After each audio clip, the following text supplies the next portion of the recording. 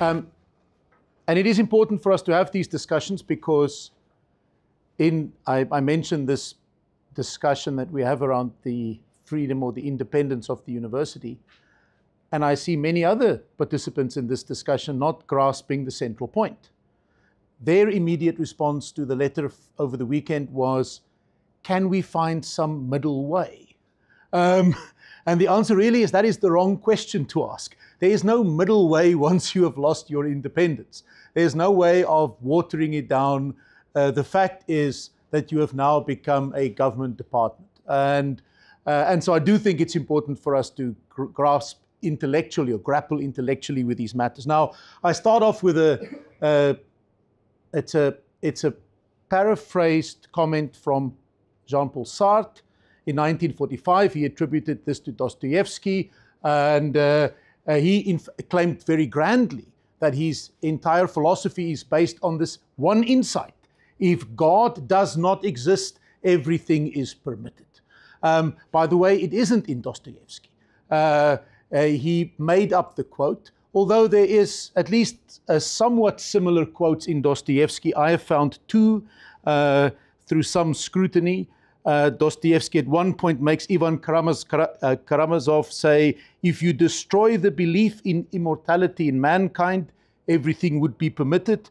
And in another place, if God hasn't been invented, there would be no civilization. So it's close enough, but it isn't exactly as pithy as Sartre claimed it would be. Now, the young Alan Greenspan, in a period in which he was greatly under the influence of Ayn Rand, wrote an essay in which he argued that gold and economic freedom are inseparable. Or as I would say, if gold does not exist, everything is permitted. So our question in this session is, what is the role for money in constituting freedom? And indeed, does crypto add to the space of freedom so constituted?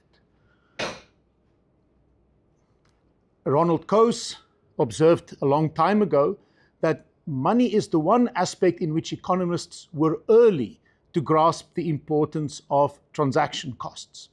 And we knew it because we had no other explanation for the existence of the thing. John Stuart Mill said it beautifully. He said, he says there's nothing intrinsically more insignificant in the economy than money, but money is a machine for doing quickly and commodiously what would be done though less quickly and commodiously without it. So we have known since the early 19th century that transaction costs matter tremendously for the existence of money. And of course, in that period, he was talking about money within the boundaries of the gold standard. Now, a gold standard or other forms of commodity money require comparatively little management from government, if at all, but fiat money is different.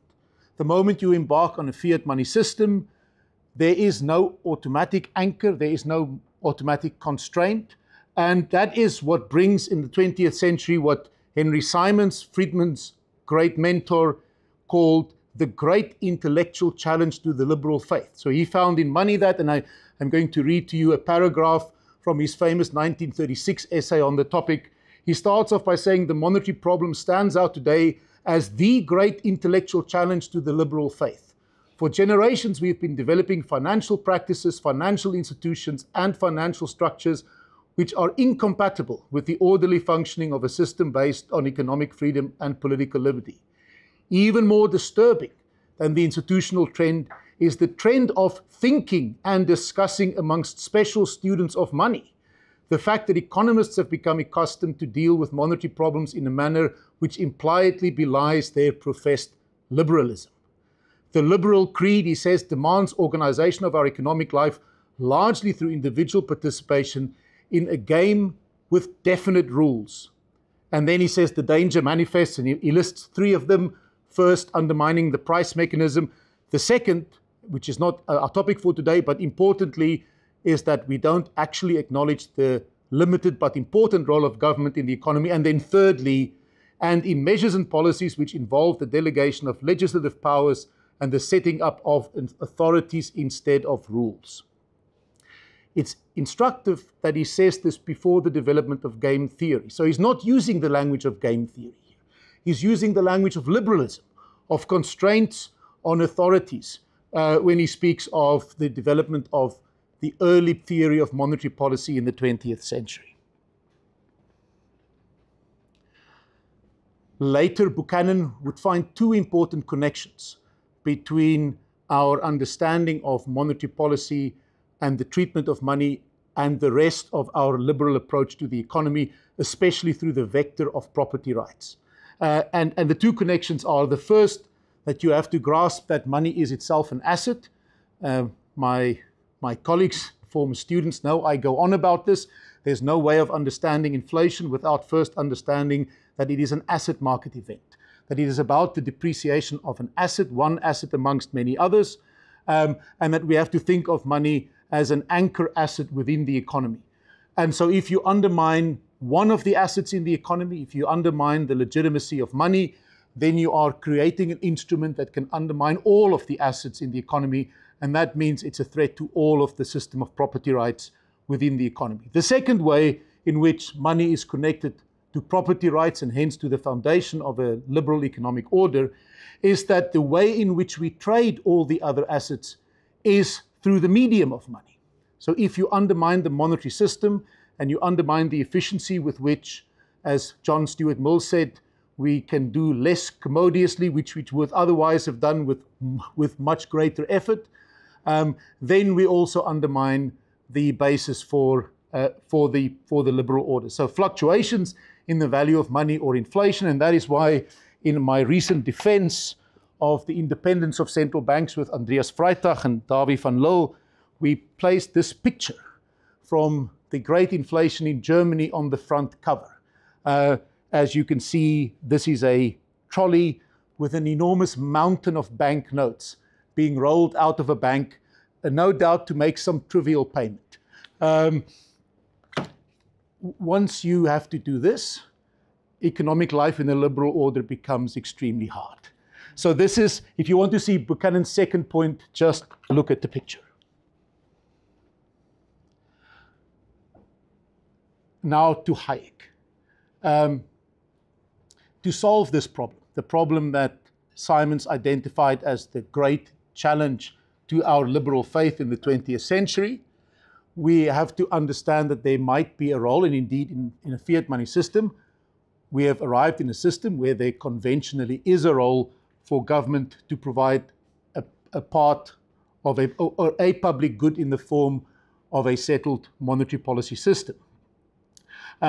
So Hayek argued, he said that the most important of the public goods which government is required is thus not the direct satisfaction of particular needs, but the securing of conditions in which individuals and smaller groups will have favorable opportunities of mutually providing for their respective needs. So it is a constitutional approach. It's to say we provide a framework, and some frameworks are more conveniently provided by government, of course always with the footnote, in some circumstances. It is not a hard and fast rule. In some circumstances, the framework can be provided. And one such a system is a credible system of property rights, and another such system is credible money. We have a very bad track record to provide this system of credible money, and if you doubt that, I have a picture for you very conveniently in the first chapter of the book. In this picture, we indicate what is left of the purchasing power of major currencies after 60 years of monetary policy. So if you start with 100 units in the United States in 1960, and I apply the cumulative impact of inflation in the United States, and I ask how much of the 100 purchasing units would be left in the year 2020, I'm not sure if you have a feeling for what the ballpark is. It's 10. So we've lost 90% of the purchasing power, and that in a system in which monetary policy was comparatively well done. Of course, best in class was Germany. The famous Bundesbank managed to protect 20% of the 100 that they started off with. So we have a poor track record, but we've become better at it over time. How did we become better? By understanding that there is a role for proper rules in monetary system, and that rules has satisfied something like our general understanding of the rule of law. We have to constrain the enormous power of the central bank through a set of limits on that power, because the same power that we give to the central bank to arrange money can also be used to undermine money. And in fact, the numbers that I've just given you tell you that as a general historical matter, that has played out. Mostly the power has been used adversely, and it's only in the what Dornbusch called the bookends of the 20th century.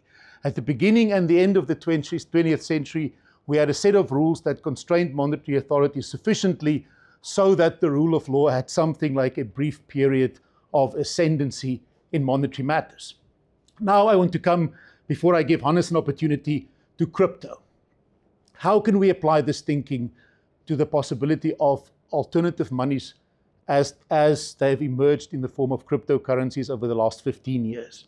The first is to observe that the tremendous power that central banks and political authorities have over the monetary system does not exist in the crypto world. So that seems like a great plus. But it's a plus analogous to the gold standard or indeed any other commodity standard. So you have an alternative system not based on the authority assigned to a central bank, and that can indeed provide a protection against the undermining of property rights through the misuse of money. The second problem is, however, not carefully addressed in cryptocurrencies. As you know, they are, on the whole, very volatile. Certainly the most famous of those, Bitcoin, is a tremendously volatile asset. And to the extent that it's a volatile asset, it doesn't satisfy the requirement of making transactions comparatively easy. And now I'm going to hand over to Hannes to say more about the connection between crypto and liberty. Hannes, please. Okay, thank you, Stan. Thank you, everybody. So Stan, myself, and a guy called Philip Beerkens from Leuven have been working a number of years on social ontology. And so within the context of that, we do philosophy of economics. And this is not that, but this is sort of related to that. So crypto, so I'm presupposing some basic familiarity with what Bitcoin and so on is, not going to explain that.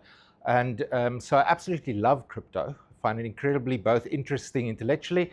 Originally, my interest was intellectual. We wrote a paper called Cigarettes, Dollars, and Bitcoins, essay on the ontology of money, but also then just trading. Over the years, various things, you discover all kinds of wackiness in the crypto universe. Philosophically, what's interesting about crypto is the law offers social solutions to problems. Crypto offers technical solutions. And that's the case with Stan's idea too. If a country was to replace a reserve bank by adopting Bitcoin, that's essentially what you're going to be doing. Now, I'm not going to say that's always a bad thing, but going to say the law and the social as a way of reappearing. So to give a very short summary of what that means, if someone's stealing your stuff, you can give a social solution or a technical solution. You can have the police or you can have a lock, right? So crypto basically is the lock. Instead of having, some social solution, you have that. And what I'm just going to give two examples of where this is the case. The configuration you get with crypto might be better, but it's going to depend on the specifics of the case. It's not that easy. So Bitcoin comes from the cypherpunk movement, and this was their whole project. They foresaw the internet. This is a mailing list in the 80s and 90s. They foresaw that privacy is going to become almost entirely impossible. Where other groups would have then started with political activism, they figured that's completely useless. What we're going to do is technical solutions. We're going to write the kind of products that make it so that no one can spy on you, even if they wish. Their motto was cypherpunks write code, meaning we don't just complain on the mailing list, we do stuff.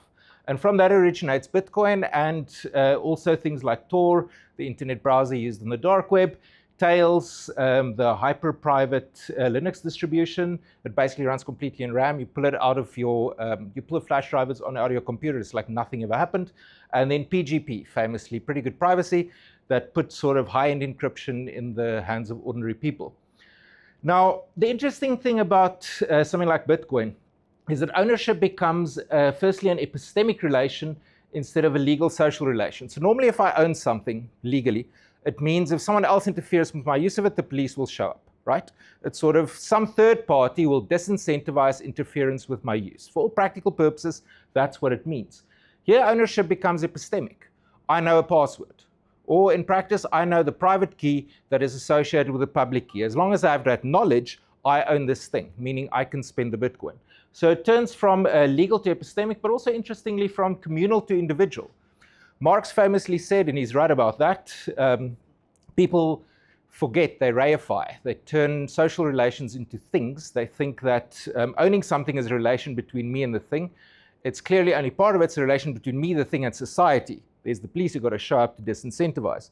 With crypto, it becomes individual, because if I know the private key, that's up to me and that's it. So it ceases to be communal as well. Same sort of principle with smart contracts, not going to get into that, but all they essentially do is they simulate legal processes in code. So instead of having a legal contract, you write, say, some software program and then I pay you. We upload, well, in theory, in practice, this will be practically impossible, but in theory, we upload a contract to Ethereum. I deposit money in the contract. If you send something there beforehand that meets the specs, the money goes to you. If it doesn't, it goes back to me.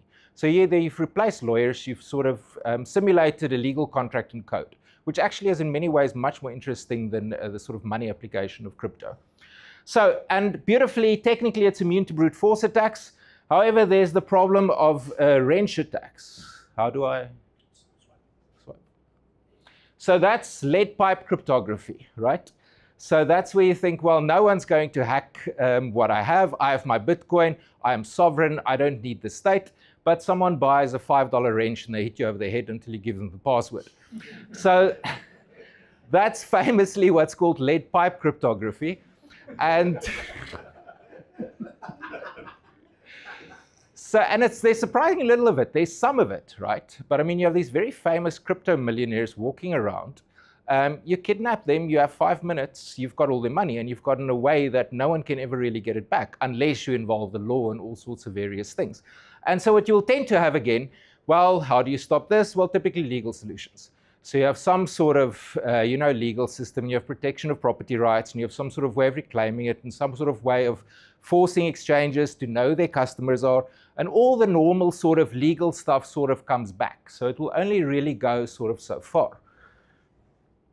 Now, that's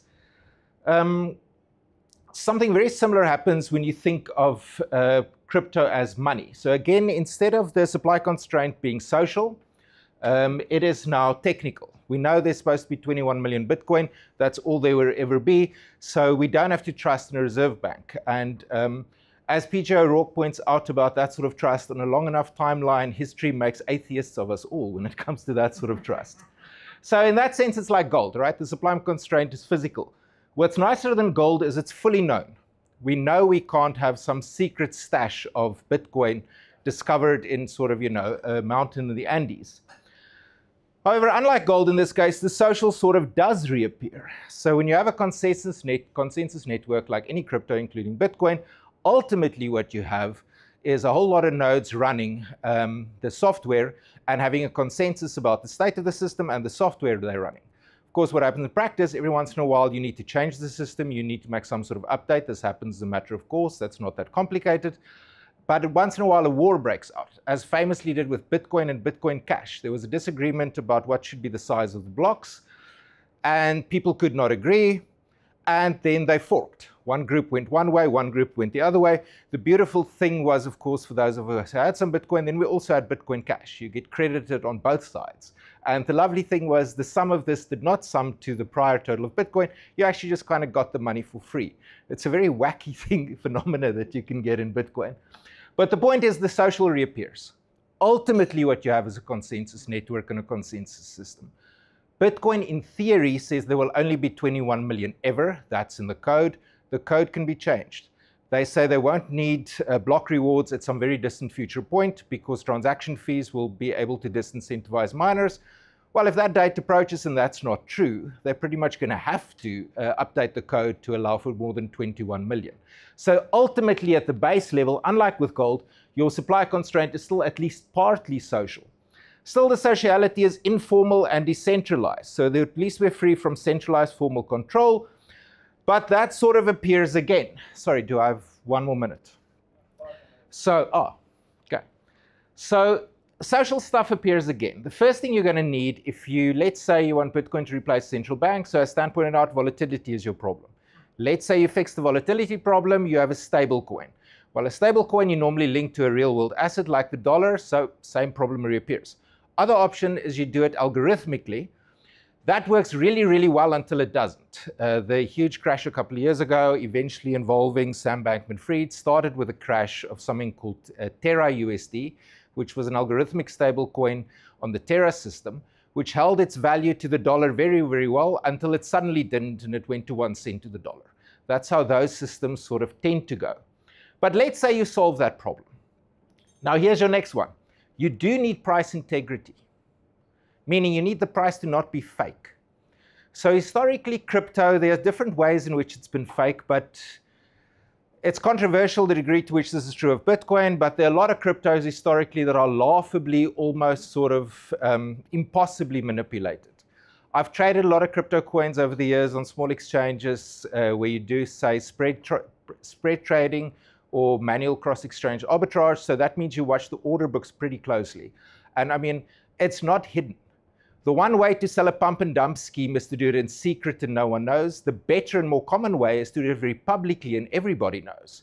You suddenly spam the order book with gigantic buy orders, and then it's like, well, the plane is going to take off. Do you want to be on board or not? And then it becomes a game. They'll pump it with buy orders, the price chases up, then suddenly they pull that, everything falls down beneath you, sort of terrifying. You get a cascade of liquidations. Everyone's terrified. What happens there, typically also the exchange bugs out, the UI falls behind, and you have to trade a bit like Karate Kid, sort of in the blind with your eye closed, just feel the price. And then the pumpers come back. This can take 10 minutes, this can continue for a month, the sort of madness of it all. And so the first problem is you need price integrity. Manipulation is utterly indescribably rife. Because it's illegal, some of the exchanges don't like you to talk about it. On the chat boxes they put on the exchange. So people, instead of pump and dump, those words are banned, they say things like rapid organic growth or cataclysmic market weakness imminent when they mean dump. The other problem, of course, though that's manipulation. Something different from manipulation or a subtype is when the money that's buying the stuff is fake. It does not exist. Most famously, Mt. Gox, the first big Bitcoin famous bubble was about 2013.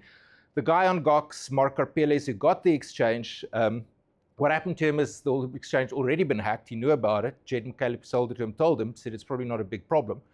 Then he tried to solve this problem by trading his way out of it.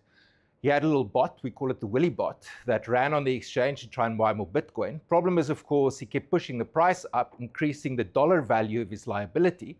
He realized this eventually, then he tried to go the other way. That went almost worse. And so he kept making things worse, but he took Bitcoin from $30 to about $1,000 in the Willy bot times. Then Mt. Gox eventually collapsed.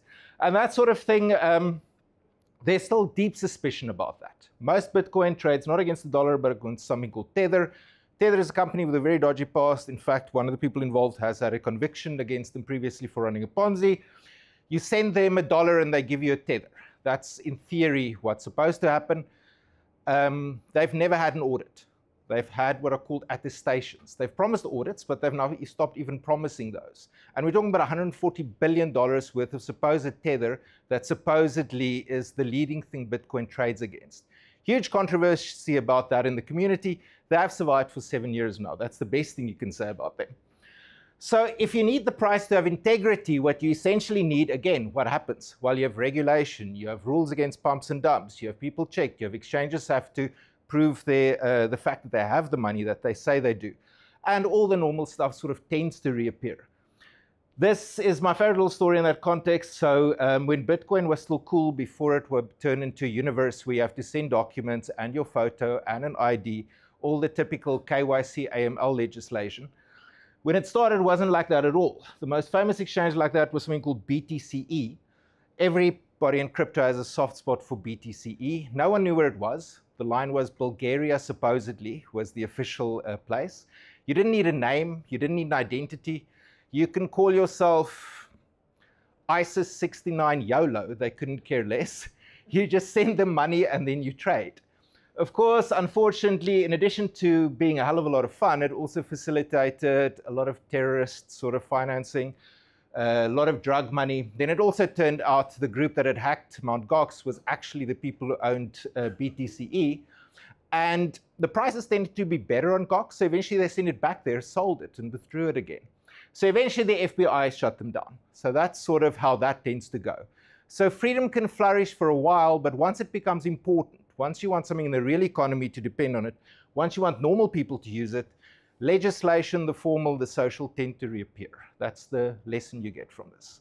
Thank you very much. Thanks, Alan.